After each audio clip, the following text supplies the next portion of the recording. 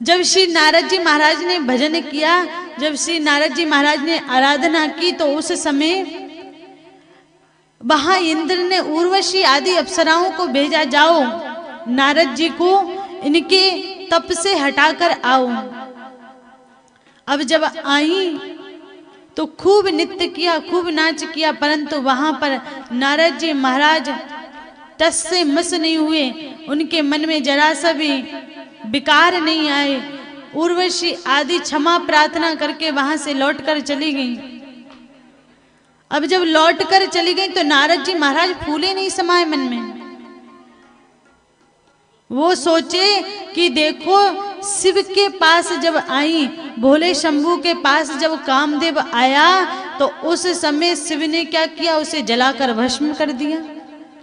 परंतु मैं उनसे भी महान, मेरे पास कामदेव आया, मेरे पास अप्सराएं आई, परंतु देखो मेरे तप में कितना बल है, मेरे जप में कितना बल है, मेरा मन यहाँ से वहां नहीं हुआ। बड़े प्रसन्न हो गए, बड़े खुश हो गए। अब शिव के पास गए कि अप्सरा आई थी, कामदेव आया था, परंतु मेरे मन पे विकार नहीं डाल पाया।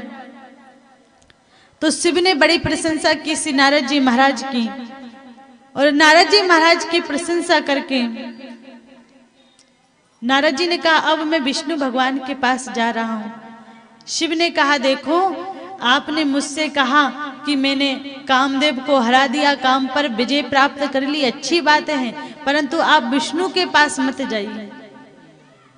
तो नारद जी ने कहा ठीक है नहीं जाऊंगा। और बाहर जाकर क्या सोचने लगे, देखो खुद ने कामदेव को जलाया तो तीनों लोक में हल्ला मचा दिया, और मैंने काम पर विजय प्राप्त की तो मुझे विष्णु जी को भी नहीं बताने दे रहे, मैं तो जरूर जाऊंगा।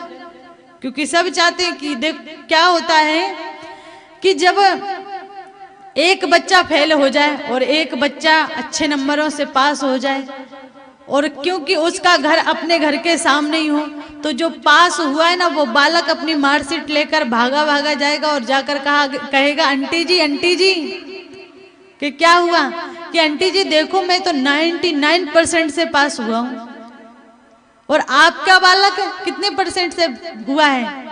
तो आंटी जी ने मार्कशीट उठाई और मार्कशीट में देखा डबल 0 लग रही है। तो कहा कि कुछ नहीं तू जा। वो तो गया, और इधर क्यों स्कूल भी एक ही में जाता है और वहीं पर पढ़ाई भी एक साथ करता है, कोचिंग भी एक साथ जाता है, और तेरी डबल 0 और उसके 99, लट्ठी उठाई और दे धमाधम बालक को पिटवा दिया उसने। तो जिसके 99% आए उसने उसको और पिटवा दिया। तो इधर ये होता है। तो यहाँ नारद जी महाराज तो विजय प्राप्त कर लिए काम पर शिव जी ने जलाकर भस्म कर दिया। तो नारद जी महाराज बड़े प्रसन्न, बड़े खुश और गए नारद विष्णु भगवान के पास गए। विष्णु भगवान से जाकर अपनी प्रसन्नता करने लगे, अपनी प्रशंसा करने लगे। अरे मैंने तप किया, मैंने ये किया, मैंने वो किया, तो वहां कामदेव आया परंतु हार कर चला गया। विष्णु भगवान ने मन में विचार करने लगे, नारद जी महाराज के अंदर अहम आ गया, और अहम भगवान से दूर करने वाला है, भगवान से दूर कर देता है।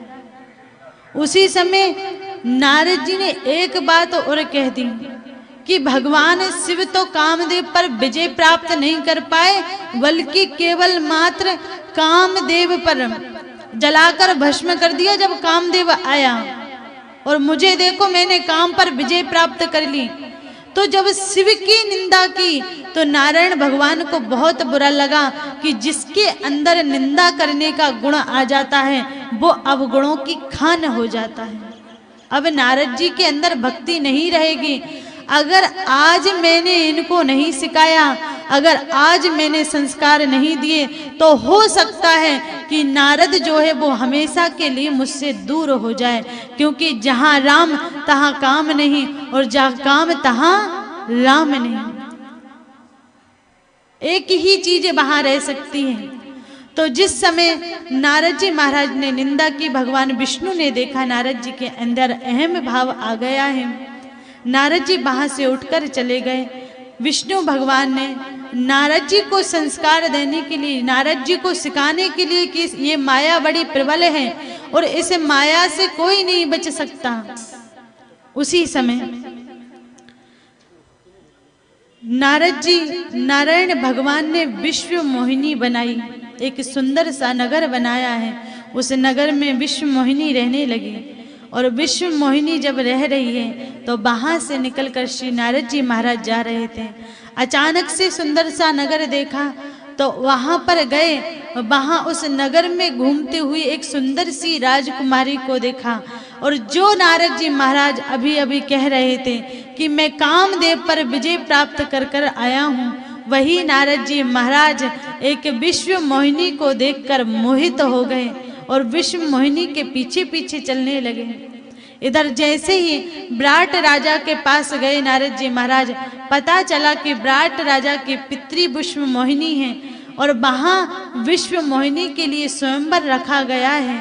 उस स्वयंवर में बड़े बड़े राजकुमार राजा लोग आए हैं। तो वहाँ नारद जी के मन में कामना आ गई कि विश्व मोहिनी तो अपने को ही मिलनी चाहिए, मुझे ही मिलनी चाहिए, विश्व मोहिनी मुझे ही मिलनी चाहिए। उसी समय विष्णु भगवान का ध्यान श्री नारद जी महाराज ने किया है। विष्णु भगवान से प्रार्थना की कि हे नाथ, आप कृपा करें, मुझे सुंदर रूप दे दें।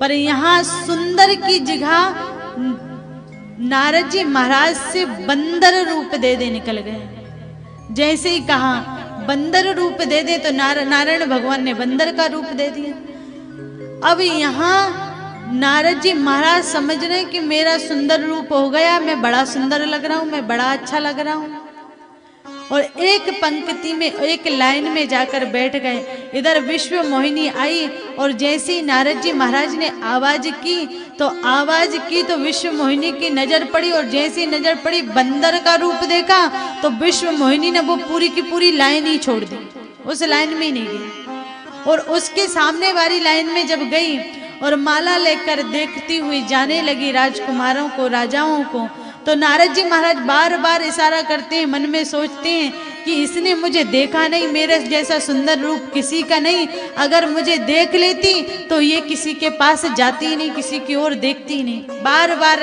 इशारा करें, परंतु नारद जी की ओर विश्व मोहिनी देखे भी नहीं। और जैसे ही वरमाला लेकर गई और लास्ट में विष्णु भगवान एक राजकुमार के रूप में खड़े हुए थे।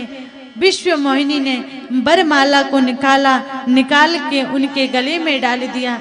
जैसे ही गले में डाला, विवाह करके ले जाने लगे रथ पर बैठ के। यहाँ नारद जी महाराज के बगल में शिव के 2 गढ़ बैठे हुए थे। नारद जी पे बहुत देर से हंस रहे थे। जैसे ही नारद जी ने अपने आप को जल के अंदर देखा और जल में देखते से ही बंदर का रूप देखा, बहुत बुरा लगा। उन्होंने उन दोनों जो शिव के गढ़ थे उनको श्राप दे दिया, हम श्राप देते हैं तुम दोनों राक्षस योनि को प्राप्त हो जाओ। इधर क्रोध में जैसे ही चले तो रास्ते में विष्णु भगवान विश्व मोहिनी और लक्ष्मी के साथ विराजमान बैठे हुए मिले। नारद जी ने क्रोध में आकर कहा, अरे तुझे तुझसे बड़ा कोई मिला नहीं, तुझे संस्कार देने वाला कोई मिला नहीं, इसीलिए तू इतना बदमाश हो गया है, इतना मूर्ख हो गया, इतना मूढ़ हो गया, मनमानी करने लगा है। जा, मैं तुझे श्राप देता हूँ, तूने जो नर रूप धारण करके विश्व मोहिनी को लिया वही नर रूप तुझे धारण करना पड़ेगा। जिस पीड़ा से, जिस स्त्री की पीड़ा से मैं गुजर रहा हूँ वही स्त्री की पीड़ा तुझे होगी, वही कष्ट तुझे होगा, और जो बंदर का स्वरूप तूने मुझे बनाया वही बंदर के रूप में तेरी सहायता करेंगे। श्राप दे दिया। पर जैसे ही भगवान ने अपनी माया को हटाया और माया जैसे ही हटी, विश्व मोहिनी वहां से गायब हो गई और नारद जी महाराज के ऊपर से वो सारा का सारा क्रोध उतर गया, सारा गुस्सा उतर गया। और उन्होंने कहा, हे नाथ, आपकी माया पर कोई विजय प्राप्त नहीं कर सकता, कोई उसका पार नहीं पा सकता। आपके माया में आकर मैंने आपको श्राप दे दिया, आप मुझे क्षमा कर दें, क्षमा कर दें। क्षमा याचना की। इधर भगवान शिव ने नारद जी महाराज से कहा, नारद जी, मेरी इच्छा के बिना, मेरी कामना के बिना इस संसार में पत्ता भी नहीं हिल सकता, ये भी मेरी इच्छा थी, मेरी कामना थी।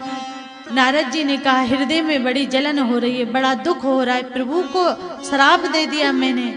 वहाँ भगवान ने नाथ ने कहा, जाओ शिव स्तोत्र का पाठ करो। नारद जी महाराज शिव स्तोत्र का पाठ करने लगे हैं अपने मन की शांति के लिए।